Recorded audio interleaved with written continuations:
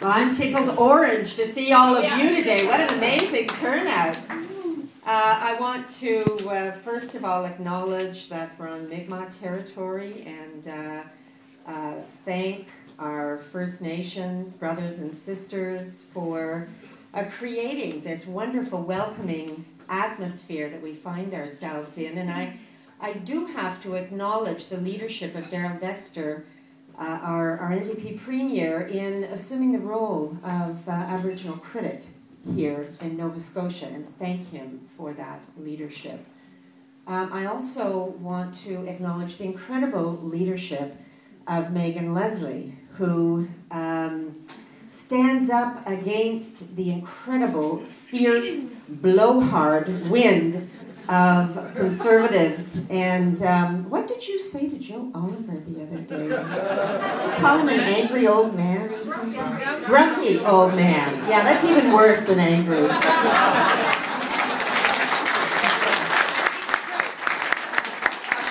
You do speak the truth, so thank you for that.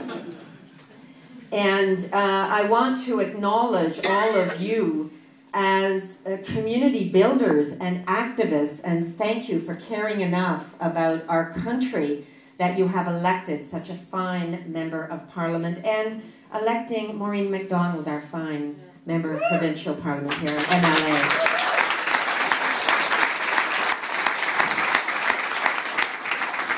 And, you know, I was in London, Ontario the other night with Irene Matheson and Teresa Armstrong, another double orange duo. And I should say in my riding in Parkdale High Park in Toronto, I join NDP member of Provincial Parliament Sherry DeNovo. So we've got a lot of double orange gal things happening in this country. I kind of like it.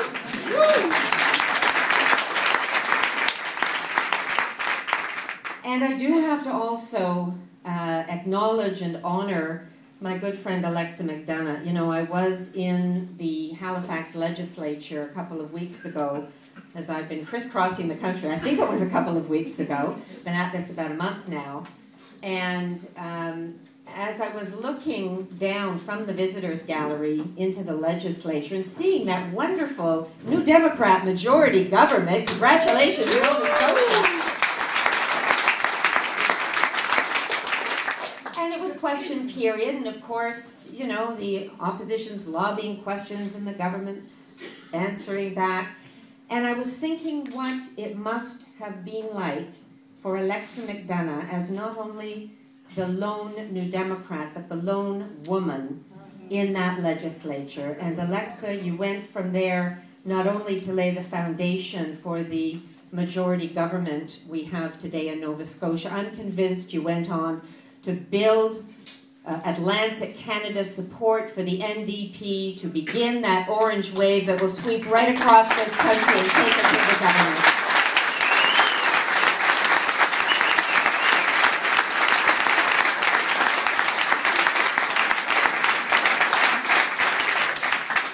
And, you know, I do have to say, just in recognition of my fellow candidates for the leadership, I want to vote for all of us.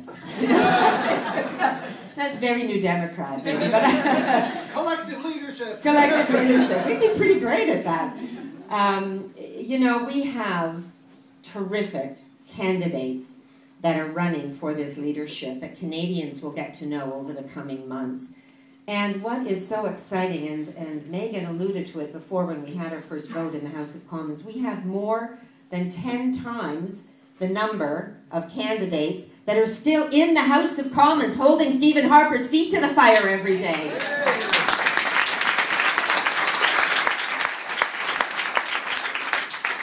And we have such a challenge that we have to take on. You know, as finance critic, I was in the House holding the government to account every day on the economic situation. And with political gridlock creating instability in the US and the sovereign debt crises in Europe, we're seeing growing joblessness in Canada, growing inequality, high personal debt. I mean, there are major challenges that we're facing, not to mention inequality and instability and famine in parts of the world.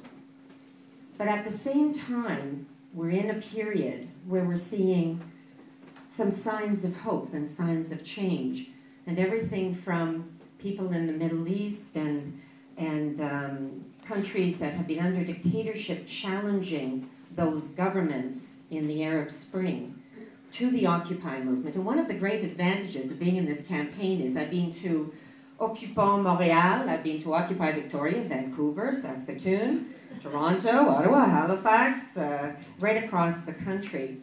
And I know the media has been very negative to a great degree on the Occupy movement, but there are young activists who are raising fundamentally important questions about inequality, about education, about democracy, about the environment. They're questions that we raise in the House of Commons. They're questions that are on the minds of Canadians right across this country. So I see challenges, but I see an incredible opportunity and potential right across this country. And I know that we have an enormous opportunity throughout the next 4 years as opposition and then as Government of Canada to turn this country around. And I know that the next Prime Minister of Canada is someone we are going to choose. And who we choose has never mattered more than at any other time. The next Prime Minister of Canada is going to face some incredible challenges, but I think needs to do a couple of things. First of all, she's going to have to make sure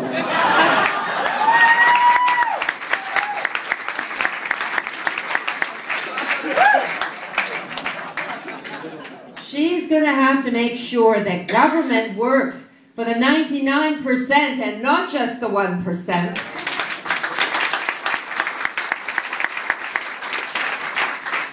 And she's going to have to make sure that job creation, reducing inequality, and economic stability are at the heart of our economic policy. Now, let me just tell you a little bit about myself. I am from Toronto, and my grandparents came to Canada, poor, hardworking, never in their wildest dreams would they have imagined that their granddaughter would have been able to go to university, which I did, first person in my family, not for any other reason except that it was the first time that university was affordable and I could support myself and go through university, unlike young people today. To the great mystery of my parents, I decided to study French literature and language.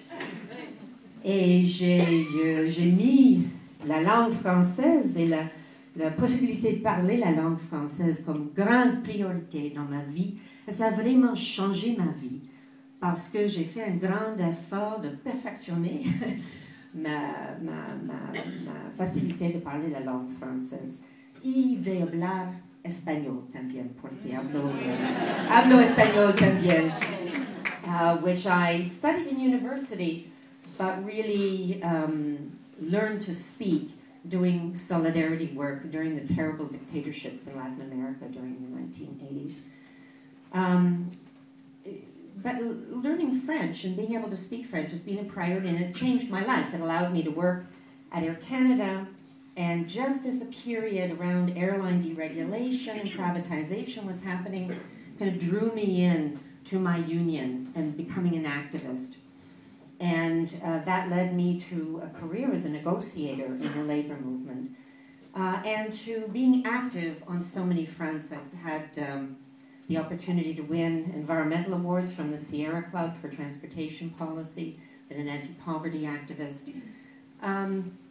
But it was Jack Layton and his leadership that drew me into electoral politics, and the understanding that while grassroots movements are fundamentally important, they are the lifeblood of our party, the lifeblood and creativity of change, that you need to elect parliamentarians who are actually going to vote to make a difference, and that is fundamentally important. And that's why when Jack became leader, Jack, Olivia, and I ran together. Olivia and I had to wait till the next election to get elected. But my focus has been in the House of Commons on economic portfolios, first industry and then finance. Because I fundamentally believe the government we have today is making the wrong choices on many things, but they are bad financial managers. To spend money on mega prisons instead of childcare and education, to spend money giving corporations more cash when they're already sitting on $500 billion on their balance books, rather than investing in making our cities livable, building transit systems across the country, making sure every First Nations family lives in a decent home with running water, that kids have schools to go to. It's not just wrong, it's bad financial management. And we are going to turn that around when we are the government of Canada.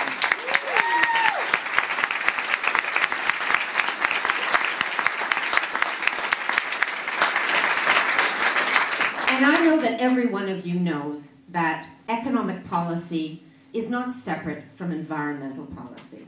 That we need to catch up with the rest of the world in greening our economy, reducing energy consumption, investing in renewables, and showing good stewardship over our natural resources. And I like Paul's idea about an east-west grid. I think that we should not just be exporting our energy, our jobs, and then we're left for the environmental cleanup afterwards. That's wrong, and that's got to change.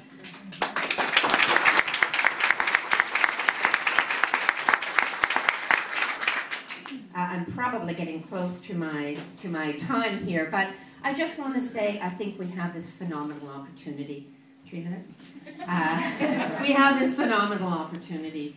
You know, in the last federal election, to win 59 seats in the province of Quebec is such a wonderful gift, is such an incredible opportunity. And it's tragic that we don't have Jack Layton with us now to be able to lead what I know would have been the important conversation that links progressives, social democrats in the province of Quebec with social democrats right across this country. That is the conversation we need to have now. We need to have a conversation with First Nations, Inuit and Métis peoples that recognize their nationhood. We need to bring Canadians together. Now, I've spent my life as a negotiator. I know how to listen to people, and I know how to find common ground. And I believe, as the next Prime Minister of Canada, I can bring Canadians together from coast to coast to coast. We can create a stable economy that reduces inequality. We can green our society, and we can restore hope and optimism to our peoples right across this country.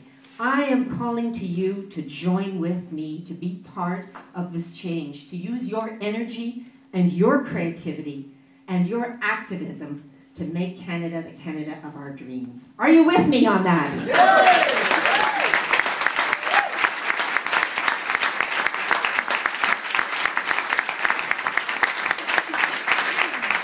I just want to say in closing, the importance of getting membership sign-up.